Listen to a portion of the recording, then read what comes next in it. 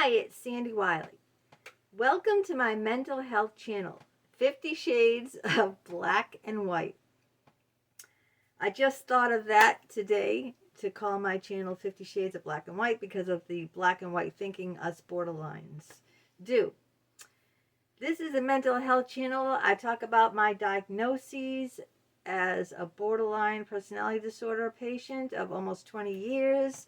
I talk about other personality disorders and other mental health issues. I am not a psychologist. I'm not a therapist. I do not have a degree in psychology, so I cannot give you anything, any advice on a professional level. I only talk on a personal level about my own experiences. If you're new here, welcome. If you like what you see, give it a thumbs up. Please join. It's absolutely free. There's only one thing I ask of everyone. Please be kind in the comments to me and yourself and everybody else. Please always be kind.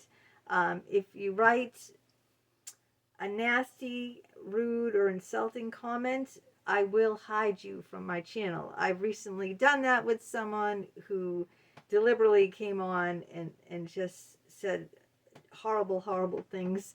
And, you know, I'm not going to put up with that. That means that you will see your comments, but I won't see them and no one else will see them. So basically you're ignored if you're not going to be kind. Please be kind to me, to everyone else.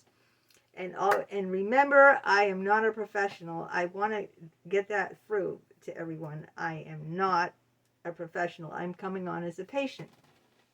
Now today I was thinking about my logo banner, you know, we've all heard of the movie. I've seen it and read the books, 50 Shades of Grey. Well, I said, I hope no one else has used that because I did not copy that off of anyone else. I came up with that. I mean, just because I came up with it didn't mean that it isn't out there and someone else has it. Maybe I'll get a patent license or copyright on it. I don't know anything about doing that, but I named my channel now officially 50 Shades of Black and White. And this particular video is from hero to zero. I want to get into that. And I want to get into, that's the idolizing that borderlines do and degrading. You know, they go from one extreme, all, you know, either they love you or they hate you. And I'm only talking now as 58 years as a borderline. If you don't experience this as a borderline, or you don't experience what I'm saying from someone you love or know as a borderline, I'm just telling you these are my personal experiences. It doesn't mean that it's cookie cutter and everybody has them. Now I'm going to go into the hero to zero in this video. Why I do it. Why I do it might be different from other borderlines. Why they do it. When I idolize someone, and usually it's been my psychologist, especially Dr. Richard Geist and Dr. James Barbaria, the two psychologists I had intimate, well, one I had sex with for 2 years, the other one I had, let's just say, intimacies, but they didn't involve sex. It makes me feel alive, okay? For you that aren't borderline, I want you to think right now. Think about when you were madly in love, all right? Everyone has been in love at one point in their life, okay? Think about that time when you were just like, oh my God. Didn't you feel alive, like on top of the world, like, oh, flying high? That's the feeling I get when I idolize someone. So I want you to just picture that. Picture in your mind a time when you were madly, passionately, just all-consuming in love with someone. It might have been, I don't know, 10, 20 years ago. It might still be happening right now, or that relationship might have ended sour. It doesn't matter, you know, if it ended or if it ended bad. Just picture the time, okay, when you felt those feelings. Because I want you to know how I feel. And that's the best way I can describe it, you know. Like, idolizing someone makes me feel alive. It makes me feel whole. Um, it makes me, it just changes everything. It just makes life so much sweeter. You know, everything is like blooming, vivid. Um, it's like living your life in a closet. This is what I said to Dr. Geist when I first was his patient. Like, it's like I lived my whole life in a dark, you know, dank closet. And then he came along and opened the door, and it was like blinding. So can you imagine if you've been, you know, living in a closet where it's total 100% darkness and tight, and you're claustrophobic and there's no one there, you're all alone, and then someone opening the door and you walk out of it, you're going to be blinded because, you know, you can't, your eyes can't adjust to the light. That's exactly what it feels like. I could not adjust because my feelings had been trapped, locked in a dark, cold closet. And then when he came along, Dick Geist, and opened the door, it was it was shocking. It was just like, it was shocking to me. And it was overwhelming. I mean, because just picture yourself, you know, if you were locked up for all your life in a closet and someone opens the door, your eyes can't adjust to it. It's like it would be blinding. You know, the light would be blinding. You wouldn't be able to see. It would be paralyzing almost. That's how intense the feelings were and how alive I felt in the height of that. And at the same time, you know, scared shit of it, you know? Well, how was I scared of it? Well, because it was blinding to me, you know? I didn't know what to make of it. It was just so blinding. I was frightened, you know? I was frightened. When you've been in hibernation your whole life. And that's what I'm going to explain about the hibernation. I was in emotional hibernation, okay? You know when bears shut down for the winter, and they hibernate, you know, everything slows down. Their heart rate, the pulse, and they go into a deep sleep or whatever they do, right? For the whole winter. You know, they stored enough fat on them. And that was my life before I met Dr. Geist. And then Jim Barbaria. It was just that overwhelming from my whole life being, I was in emotional hibernation. That's the analogy I'll use for myself, all right? Before I did therapy with him, which was like 5 hours a week for free.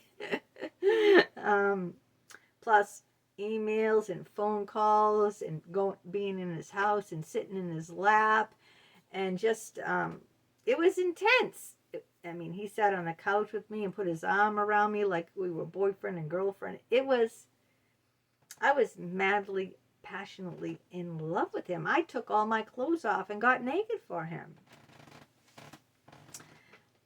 There's a paper out there. I mean, join me on my LinkedIn, as Sandra Wiley, too, because I write a lot. Yeah, I mean, it's free if you join me on my LinkedIn. Maybe I should put the link down below for my LinkedIn, because I write in articles about my therapies on there, or buy my books. You know, my books don't cost that much money, but LinkedIn is absolutely free, and you can read stuff on there. But I just felt like, you know, here I am, you know, coming to life, you know, and so I just idolized him. You know, I was just mesmerized by it. I never felt before, other than rage. other than rage, I never really felt before him. Felt like, those kind of feelings. And so everything, hinges on him because, like, he's holding my life in his hands. Because before that, I was nothing. I was emotionally crippled. Um, I never experienced passion before. I never had passion. I just, I just had rage. Okay, so this was me, and now when I met him, I was like 39, going on 40. It was April. I turned 40 in July. So it was very close to 40 when I met him. So the very first time I fell in love was 39 years old, almost 40.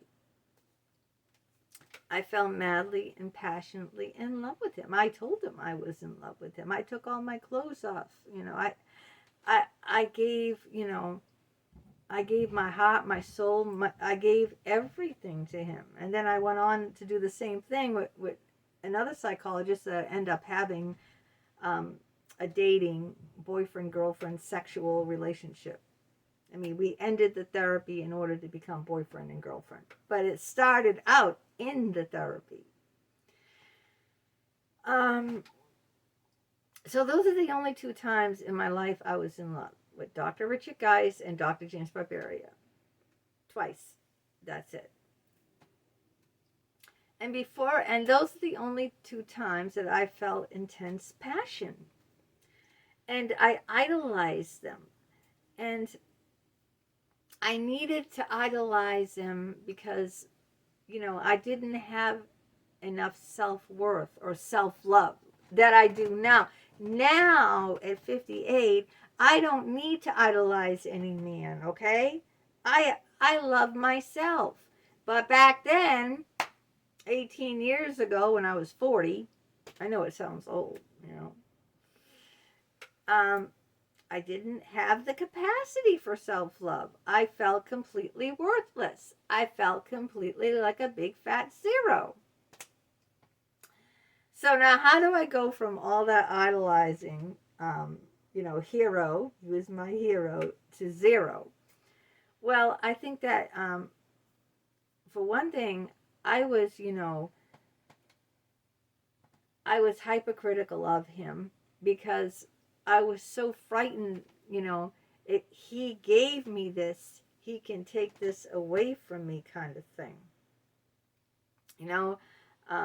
I was really frightened of that, And also, I didn't even know how to deal with all the feelings. I couldn't sleep. I never felt this way in my life. I could not sleep. I could not function. I wasn't drinking at that point when I was in my 40s and in love. I didn't turn to drinking until he withdrew from me emotionally and physically. He said his wife was complaining about me and he withdrew. That's when I turned to alcohol. That would probably be, I don't know when it started. Probably around 2010 or 11, around then. But, it gradually got worse and worse. And then I met the other psychologists and it kept escalating. But let's get back to the hero to zero, which this video is all about. So I've given him, all this, I've given him the key to my heart, So I'm very afraid, It's like, it's not the same thing, but it's the first analogy that comes in my head, and I love using analogies. Like when your kid got his license, right? And you give him the key to the car, because they're too young. You don't buy them a car yet. They're only like, whatever it is, 16, 17. And you're so afraid, like, oh, gee, what if he crashes up my car? He just wants to, he has his license and he wants to go out on his own just, to buy some milk at the store. And you're worried because, gee, I just gave my son the key to the car, It's like you're kind of frightened. And that's what I was. I was very frightened. So the emotions were over the top. They were just over the top. So I could not handle them. It's kind of like another analogy I used was like rags to riches.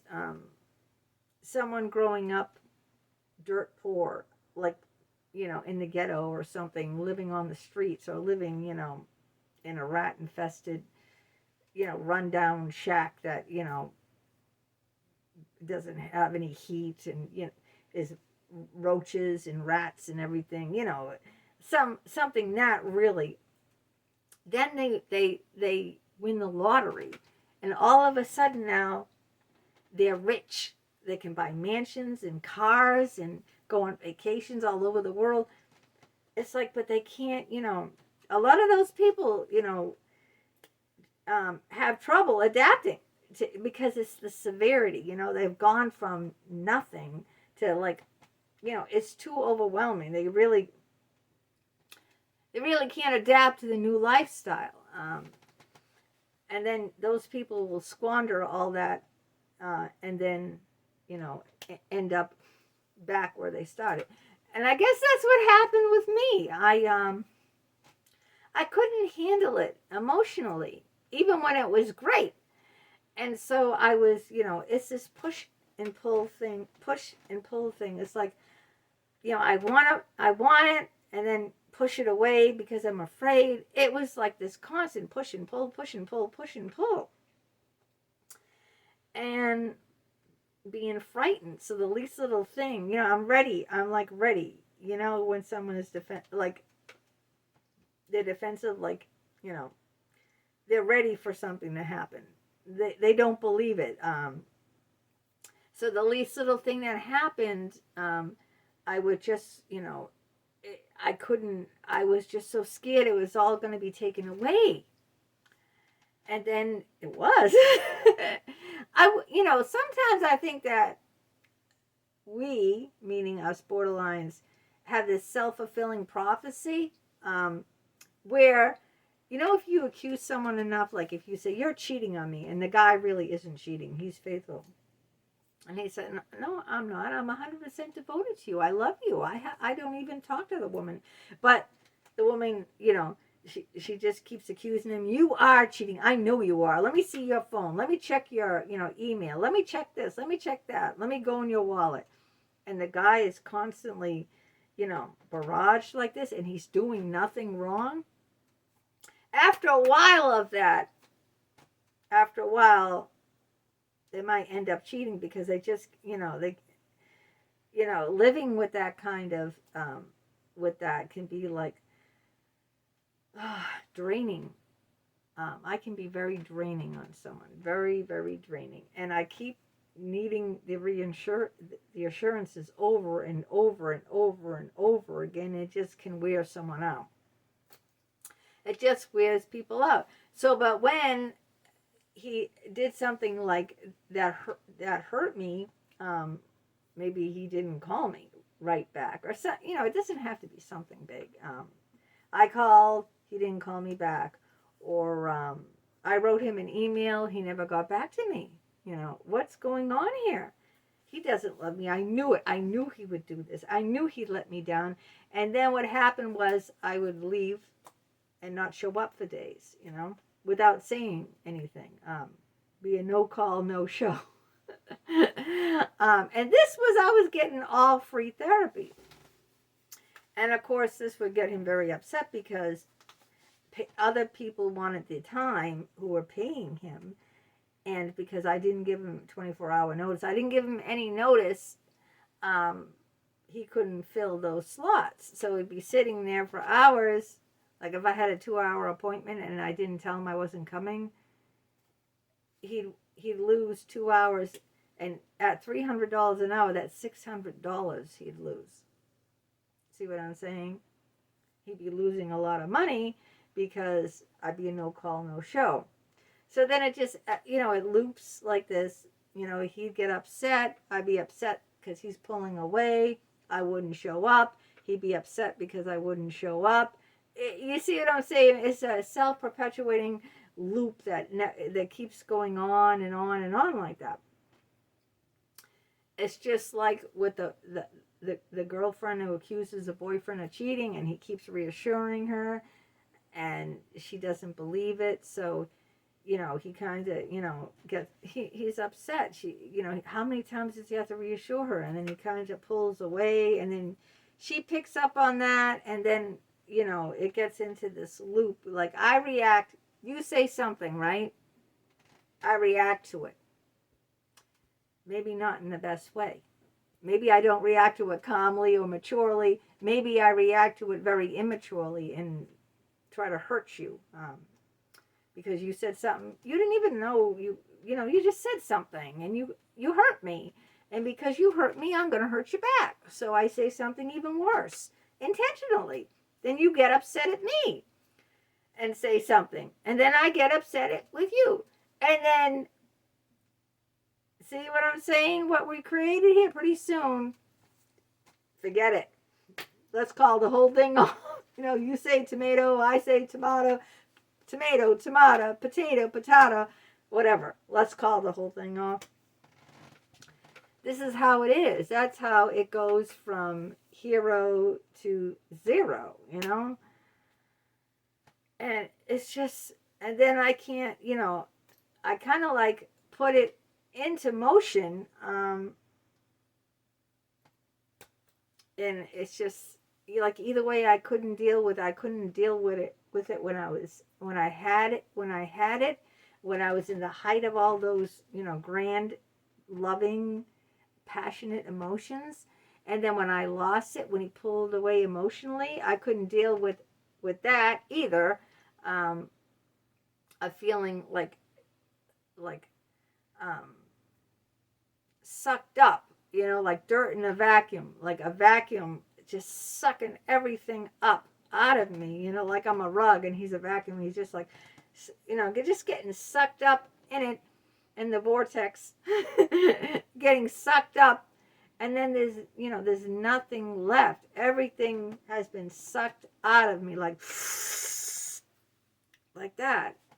And that's when he becomes a monster. He becomes, that's the devaluing, from the idolizing to the devaluing, from the hero to the zero. And because now I'm an empty shell, I'm an empty shell. I'm nothing anymore without him. I'm nothing, and it's just constantly self-perpetuating over and over and over again. And that's the best way that I can describe this kind of a thing. And it's a horrible experience, I think, on either end, because when you're on the high of it, you're just waiting for the other shoe to drop. So you think like, oh, isn't this grand and wonderful? But I'm waiting for the other shoe to drop, So you never, you're always like, hyper vigilant. And then when you're on the other end, when they pull away, when they hurt you, or when they don't return a phone call or a text message or whatever happens on that end, then you feel, like everything's sucked out of you, like you're nothing, like I feel like an empty shell. So, and then, I hate them for it. I just get enraged by it. And I just, the emotions are just draining. They're draining for me, and they're draining for the person in my life. And that's why a lot of psychologists will not take on borderline patients, because it really is very draining. So I hope I explained a little bit about it, about those feelings of hero to zero, and what it was for me, and like how it was. And I hope that you can comment and tell me, if this makes any sense to you, because I want to make sense to people who don't understand this illness, of how this illness really is. So we can better wipe out the stigma of mental illness and relate these things to other people.